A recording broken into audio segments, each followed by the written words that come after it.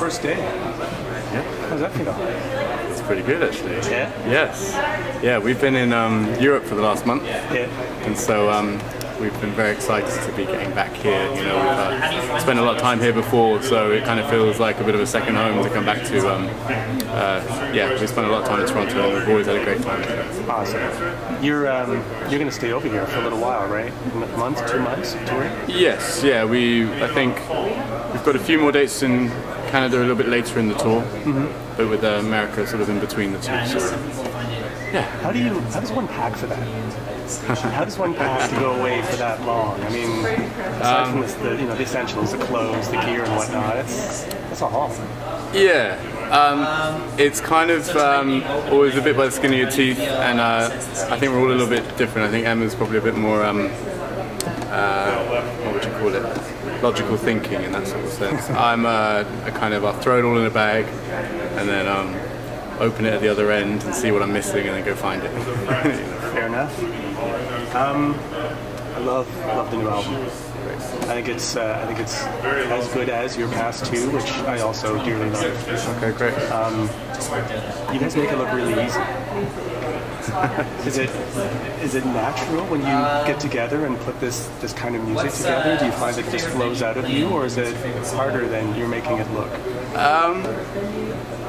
It's hard. We don't really have any comparisons to anything else, I guess. So, you know, but we've been playing music together for a very long time. So me and Russell were, I think I was about 11 or something when we first started playing music together. So we've had like a long sort of musical history, and so it's just been a natural thing. We've always done it, you know. And even when Emma joined a few years later, religiously, at least once a week, we'd be getting together to make music together, you know, no matter what was happening. So now when it comes to like we do this full time as our profession, you know, we finish doing a tour and we'll come off the tour, and there's always that anxiety of like, well, I don't know if we just get into a room and be like, I'm not sure if this is going to work anymore. But thankfully, you know, I think we take all the experiences that we've had over the past years of touring the record, and they just kind of, it's a very natural thing. You know, we don't sit down too much and overthink things. We just get in. Everyone's got ideas. Throw them in there and see what happens to them, and that's the record that comes out, I guess. I imagine some of your music comes together very, very easily and very organically, and some of the other material you may struggle and work on it a little bit harder. Are there maybe some examples of songs that you could talk about that have come very easily for Band of Skulls? Yep, let's see. I think on this last record, Asleep at the Wheel was the first thing that we had, and that was a very natural thing. That formulated very quickly, and it's always to us has felt like the bridge between the last record to this one. That was the sort of that was the ticket to the next record. So once we got that under our belt, we felt a lot more confident. And then I think it's almost like the more songs that start accumulating and you can start to hear the sound of the whole record, the more confidence you get. So then you can, as you're going through writing new songs, you can go back to sort of the ones you've already come up with and tweak those a little bit, because there's a new confidence in what you're coming up with, you know. So yeah, the further you get, the better everything else gets at the back end, you know. And if you come up with something that you feel is better than everything else, then everything else has to come up and match that one, and you know, and then by the end, you're just 100% proud of everything that you have in front of you, and then comes the recording process, which is a completely new thing as well. So yeah, that's pretty much it. Now you mentioned how long you and Russell have been friends, and that you started jamming with Emma quite early in that process as well. How do you manage the friendship aspect of your band and the business aspect of your band? Because it is full time for you all. So. Yep. We're very good at it, actually. I think the best way I could describe it is like being family. That's what we are. We're brothers and sisters, and so you don't always get on. You argue quite a bit, but you love each other, you know. And so we've learned ways to deal with that. You know, we spend, you know, well, especially this year, we'll spend pretty much every day, all day together. So you learn when people are not feeling too good or people are having a bad day, and you let them be, and then you let them sort of work it out, you know. And then when they feel better, then you know, come back and everything's good, and everyone's very respectful of that. You know, So you guys are pretty active. this is it's a very intense scenario to be in, you know, which is it's a bizarre one. But I think we're fortunate because we've had, you know, way over 10 years together. Nice. You know, we you know, it's a family. Can you talk about deciding to work with Nick Lonnie on this album? Yep, we met Nick Lonnie because he mixed Sweet Sour, the second record. So we met him and we loved what he did with the mixes for that record. We were blown away by that. So when it came to this record, there was a discussion, you know, what sort, you know, we wanted to try something different. We wanted to test ourselves, I guess, a little bit.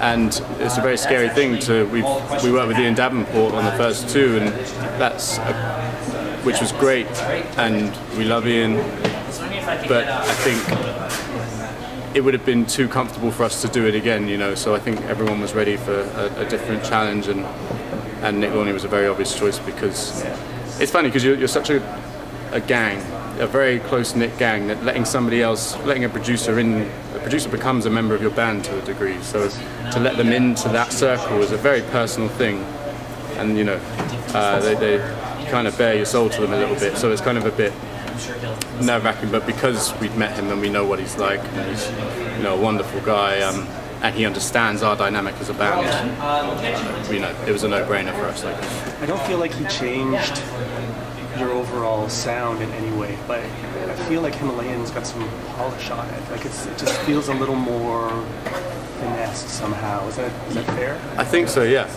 I think because we wrote all the songs and then we sort of brought them to Nick. Right. He wasn't in the studio whilst we were writing, and they did change a little bit with Nick's sort of input, but I think he was respectful of what we'd done before, and I think he was a fan of what we'd done before, so I don't think he wanted to get in there and suddenly make a completely left field record, you know, or because I don't think we'd be very uncomfortable with that, and then I think that would come across in the music. So yeah, he just puts his sort of polish on things. He does a lot more than that, but the way we like to describe it is a record is a photograph. It's a photograph of a particular moment in your time as a band, and the producer is the photographer. So he takes the picture, you know, and you know, it might be a different, have different sort of a different sheen to it. It might be on matte paper, or it might be you know, much more reflective or whatever. But you know, that's what they do. But you know, the people in the picture are still the same. Do you think, as a band, you will ever deviate from what I consider to be your core sound? Will you ever do anything that's a radical departure from what you've done in your past 3 albums? I don't think we've got too far to thinking about the next one, but we have a thing where there are no rules. We don't have rules. We don't pen ourselves into a corner, and this is the kind of records we make, or these are the sort of songs. Even in the studio, I like to think that the record's pretty diverse in terms of sound, but I think that's kind of becoming our thing in a way. I think we're kind of known for being able to go from like a heaviest rock song we can do to the most pretty quiet thing that, you know. Nice. So yeah, you know, the field's open. You put a lovely little EP out on Facebook that people could just grab for an email address that contains a nice B-side. Yes. A mellower B-side, actually. Yeah.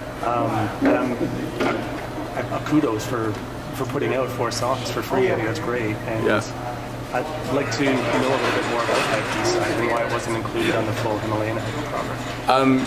Himalayan was finished and done and dusted, and you know, we had, with every record, there's always sort of like the problem childs of the record that don't quite fit in somehow, or don't necessarily have enough time to be sort of worked on, and so there was a few extra things that we had kicking around. So we decided to go to a studio in Bath in England, a very small little studio, and work with a guy called Tom Dalgetty, who he engineered our second record. Okay. So again, another family member as such, and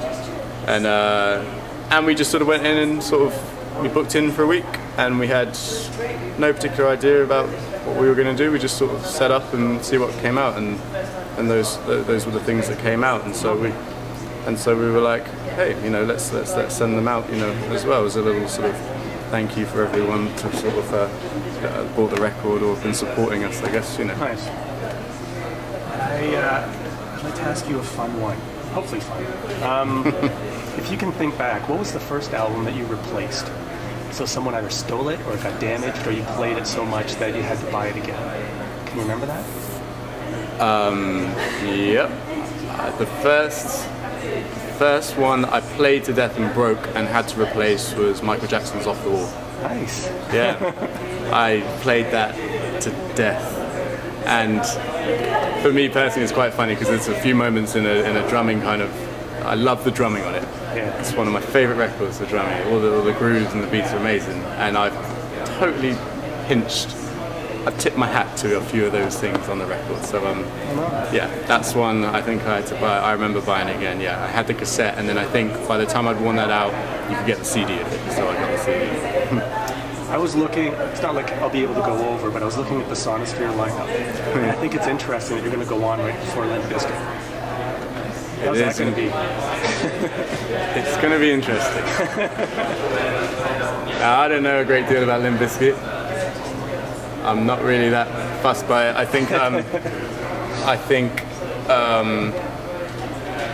yeah, it's, you know, I like that we can sit on a bill like a festival like Sonosphere, which is very much for the hard rock sort of crowd, and I love that we can hard rock.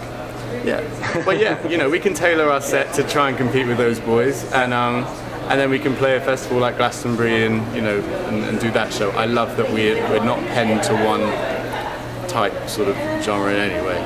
No disrespect to anybody else at all, but yeah, it's going to be a great day. Gary Newman's playing that day as well. Which I just saw him here not 3 weeks ago. No way, how was it? Great show. Solid album too. He's touring a really nice album. Yeah. He's just in peak form right now, you know? Yeah. What a great guy. Definitely worth seeing if you can be side stage for that. Yes, well, we're going to do our best to. Hopefully we'll get there in time. Awesome.